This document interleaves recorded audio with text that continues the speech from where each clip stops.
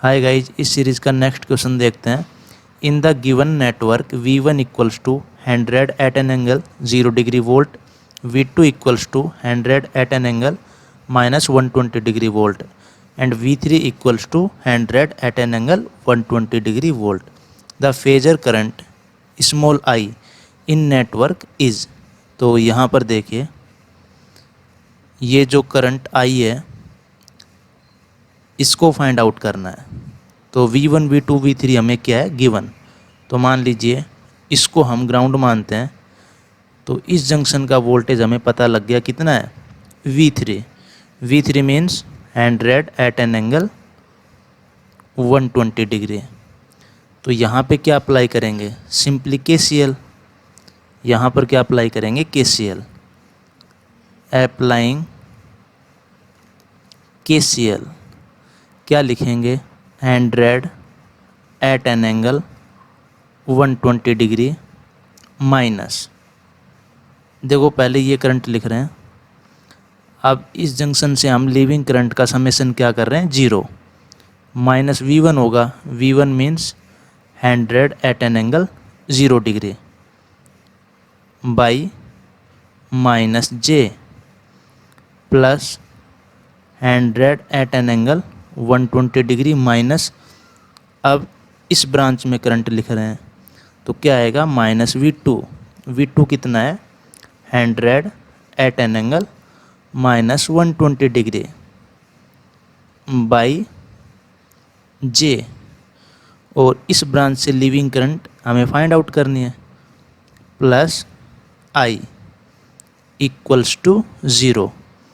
तो यहाँ से जो I है इसकी वैल्यू क्या होगी, 100 at an angle 120 degree minus 100 at an angle 0 degree by J minus 100 at an angle 120 degree minus 100 at an angle -120 degree by J।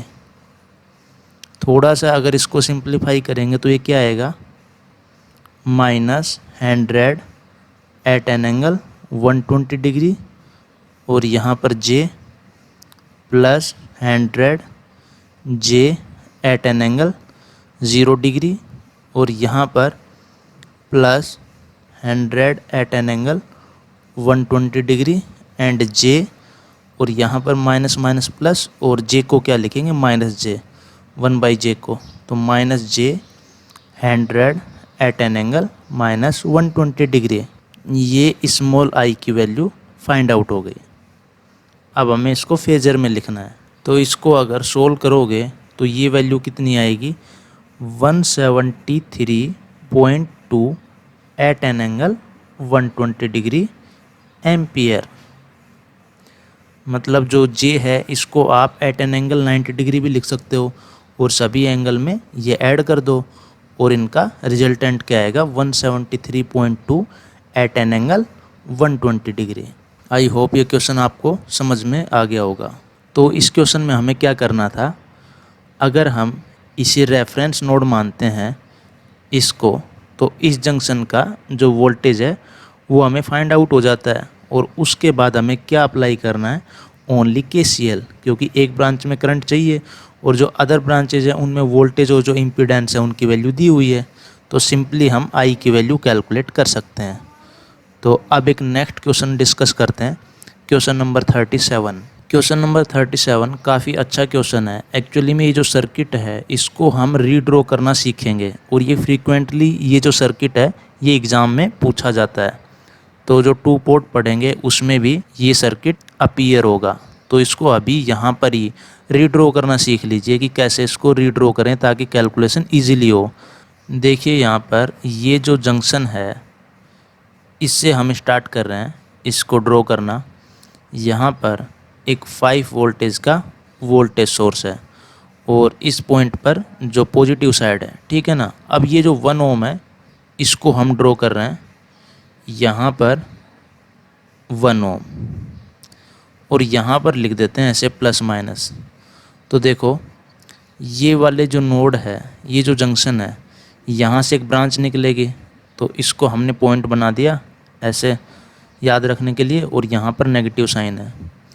अब देखो इसको हम इसी के साथ ड्रॉ कर रहे हैं, ऐसा ऐसे चले और फिर ये, तो इसको भी हम वर्टिकली लिख रहे हैं, ये भी 1 ओम है ये वाला रजिस्टर। अब देखो अब हम ऐसे चले, अब हम इसको ड्रॉ करते हैं, तो इसको ऐसे ड्रॉ कर रहे हैं, यहाँ पर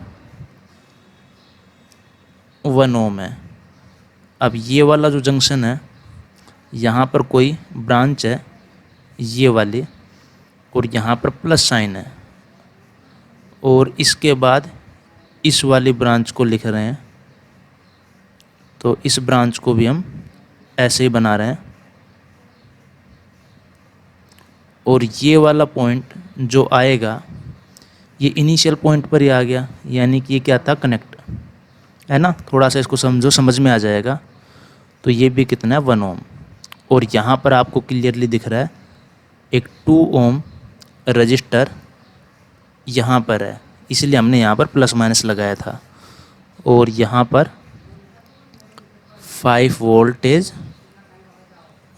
सोर्स 5 वोल्ट, और जो करंट आई की डायरेक्शन है वो पॉजिटिव टू नेगेटिव है। तो ये इम्पोर्टेंट नेटवर्क है, इसको किस तरीके से हमने रीड्रॉ किया इसका प्रोसेस थोड़ा सा याद रखो, है ना। ये और ये नेटवर्क आइडेंटिकल हैं, सेम है, बस इसका जो प्रोसेस है वो याद रखो कि हमने किस तरीके से इसको रीड्रॉ किया। अब इसको सोल्व करना काफ़ी इजी है, क्योंकि देखिए हम इसको मैश मेथड से भी सोल्व कर सकते हैं, नोडल मेथड से भी। तो अब आप इसमें से कोई भी कैलकुलेशन इजीली परफॉर्म कर सकते हो। लेकिन इसने क्या पूछा है, जो 2 ओम रजिस्टर है इसके थ्रू जो करंट है इसकी वैल्यू बताओ। तो देखो मैंने एक तो बताया था कि व्हीटस्टोन ब्रिज क्या है, और दूसरा मैंने बताया था जो सिमेट्री है वो क्या होती है ना। तो इस सिमेट्री से आपको क्लियरली दिख रहा है कि जो आई होगी वो कितनी होगी, 0 एम्पियर। एक क्वेश्चन ऐसा ही हमने इन डिटेल डिस्कस किया हुआ है पीछे, उस वीडियो को आप जाके देख सकते हो। और थोड़ा सा मैं हिंट दे देता हूँ, मान लो यहाँ पर करंट आई फ्लो हो रही है, तो इस ब्रांच से अगर मैं आगे सर्किट को देखूँ और इस ब्रांच से देखूँ तो बिल्कुल क्या है, आइडेंटिकल, मीन्स दोनों में I/2 करंट फ्लो होगी। अब देखो बीच वाली जो ब्रांच है इसको मत देखो, यहाँ पर देखो करंट आई आएगी, तो यहाँ से करंट कुछ आएगी, यहाँ से कुछ आएगी, दोनों से पीछे वाला सर्किट देखो आइडेंटिकल है, तो दोनों से I/2 करंट फ्लो होगी। इसका मतलब हम किसी भी जंक्शन के ऊपर KCL लगाएंगे तो करंट की वैल्यू इस ब्रांच में क्या आएगी, 0 एम्पियर। तो यहाँ पर व्हीटस्टोन ब्रिज को भी एक्सप्लेन करने की कोई ज़रूरत नहीं है, अगर आपको सिमेट्री देखनी आती है तो। इसको हम इन डिटेल डिस्कस कर चुके हैं। तो इसका आंसर क्या होगा, 0 एम्पियर। तो यहाँ पर 0 आएगा। और प्रीवियस क्वेश्चन का आंसर क्या था, 173.2 at an angle 120 degree, means option B was correct answer. I hope question number 36 and 37 clear हो गए होंगे। ठीक है, थैंक यू।